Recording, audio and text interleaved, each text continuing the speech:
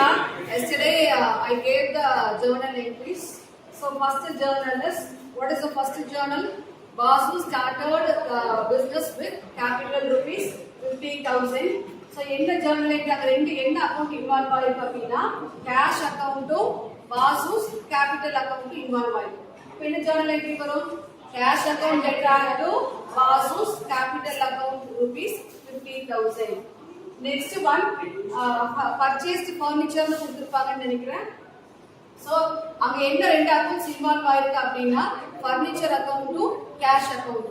Business குள்ளார furniture வருது, company விட்டு கேஷ் வந்து வெளியில போகுது. அப்ப என்ன ஜர்னல் என்ட்ரி அப்படினா furniture account debtor 6,000 to cash account debtor 6,000. So we furniture bought for cash. Next வந்து பாத்தீங்க அப்படினா மெஷினரி வந்து நம்ம கிரெடிட்டுக்கு பர்ச்சேஸ் பண்ணிருக்கோம். யார்கிட்ட இருந்து பர்ச்சேஸ் பண்ணிருக்கோம்? ஹரிஷ் கிட்ட இருந்து பர்ச்சேஸ் பண்ணிருக்கோம். அப்ப அங்க ரெண்டு அக்கவுண்ட் அங்க என்ன இன்வால்வ் ஆகுது அப்படினா மெஷினரி அக்கவுண்டும் ஹரிஷ் அக்கவுண்ட் இன்வால்வ் ஆகுது. ஓகேவா? சோ கிரெடிட் பர்ச்சேஸ்னு வரும்போது நம்ம என்ன கொடுக்கணும்ங்க? நேம் வந்து நம்ம மென்ஷன் பண்ணணும். So we have mentioned the name. So machinery account debtor 10,000 to Harish account creditor 10,000. Machinery bought on credit அப்படிங்கற மாதிரி நம்ம எழுதிருக்கோம். அடுத்து வந்து பாத்தீங்கன்னா பர்ச்சேஸ் பண்ணிருக்கோம். goods purchased for cash, purchased for cash. என்ன ரெண்டு அக்கவுண்ட்ஸ் அங்க இன்வால்வ் ஆயிருக்கு அப்படின்னா பர்ச்சேஸ் அக்கவுண்டும் கேஷ் அக்கவுண்டும். சோ நம்ம பர்ச்சேஸ் பண்ண ப்ராடக்ட் கம்பெனிக்குள்ளார வந்திருக்கு, கம்பெனில இருந்து எது வெளியில போயிருக்குங்க? கேஷ் வெளியில போயிருக்கு. So the journal entry is purchase account debtor 4,000 to cash account creditor 4,000. So goods bought for cash. 18th என்ன பண்ணிருக்காங்க அப்படின்னா கம்பெனில இருந்து இன்சூரன்ஸ் பிரீமியம் பே பண்ணிருக்காங்க.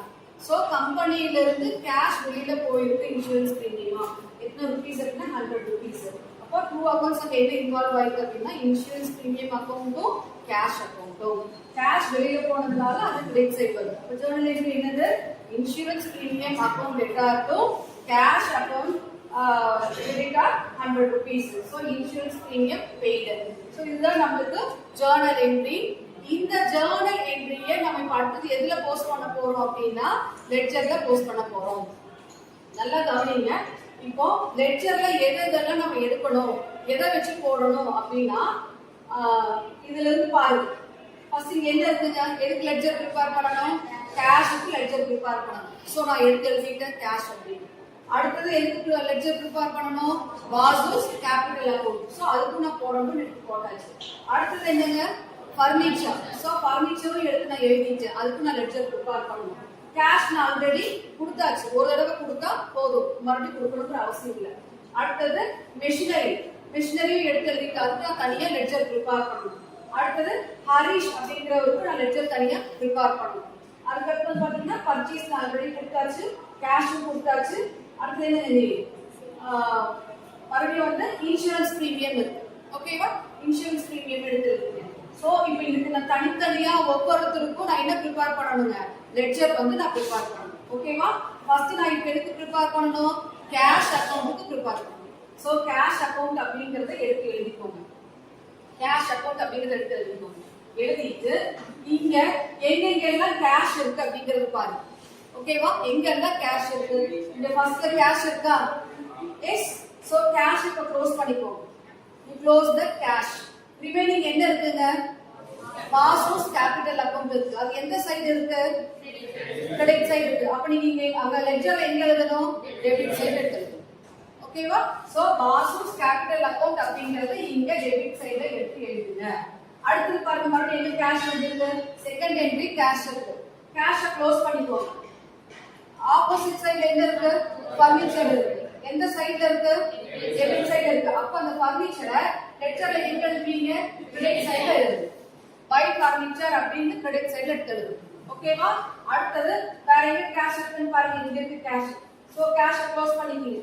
ஆப்போசிட் சைடுல என்ன இருக்கு? பர்ச்சேஸ். பர்ச்சேஸ் எந்த சைடு இருக்கு? டெபிட் சைடு இருக்கு. சோ லெட்ஜர்ல அது எங்க எழுதுவீங்க? கிரெடிட் சைடுல எடுத்துடுங்க. ஓகேவா?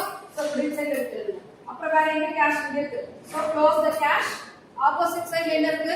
Insurance premium. Insurance premium debit side இருக்கு. அப்போ ஜர்னல்ல டெபிட் சைடு இருக்குறத லெட்ஜர்ல எங்க கொண்டு கொடுப்பீங்க? கிரெடிட் சைடுல கொண்டு போய் போடணும். ஓகேவா? சோ இன்சூரன்ஸ் பிரீமியம் ₹100 எடுத்து போட்டாச்சு. லெட்ஜரை பொறுத்த அளவுக்கு நம்ம பேலன்சிங் இருக்கு, வித்தவுட் பேலன்சிங் இருக்கு. சரிங்களா? இப்போ நம்ம என்ன வித்தவுட் பேலன்சிங் மட்டும் தான் போடுறோம். ஸ்ட்ரெயிட்டாவே என்னவோ அதை மட்டும் தான் எடுத்து போடணும். சரியா?